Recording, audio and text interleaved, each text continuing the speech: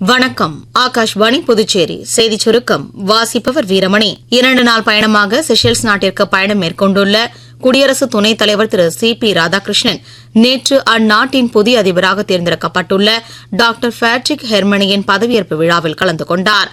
Smart city திட்டத்தின் கீழ் நகர சேவைக்காக புதுச்சேரி அரசு தனியார் பங்களிப்புடன் 25 பேருந்துகளை வாங்கியுள்ளது.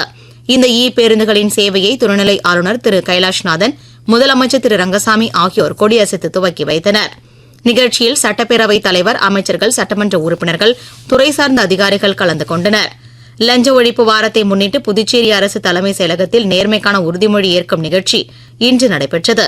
தலைமைச் செயலர் டாக்டர் சரத் சௌஹான் நேர்மைக்கான உறுதிமொழியை வாசிக்க தலைமைச் செயலக ஊழியர்கள் அனைவரும் ஏற்றுக் கொண்டனர். தொடர்ந்து அரசு செயலர் திரு கேசவன் உறுதிமொழியை தமிழில் வாசிக்க அனைவரும் ஏற்றுக் கொண்டனர். இந்நிகழ்ச்சியில் அரசு செயலர்கள் மற்றும் தலைமை செயலக ஊழியர்கள் கலந்து கொண்டனர். வங்கக்கடல் பகுதியில் உருவாகியுள்ள மோந்தா புயலை நாளை எதிர்கொள்ள ஆந்திராவும் ஒடிசாவும் தயாராகி வருகின்றன. காக்கிநாடா அருகே மச்சிலிப்பட்டினம் மற்றும் கலிங்கப்பட்டினம் இடையே ஆந்திர கடற்கரையில் கரையை கடக்க வாய்ப்புள்ளதாக வானிலை ஆய்வு மையம் தெரிவித்துள்ளது.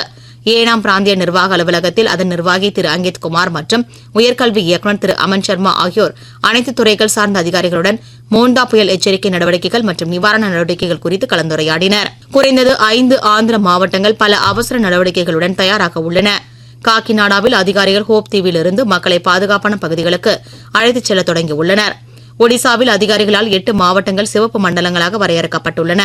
இந்த பகுதிகளில் மிக கடுமையான பாதிப்பு ஏற்பட வாய்ப்புள்ளது. இத்துடன் இந்த செய்திச் சுருக்கம் நிறைவு பெறுகிறது.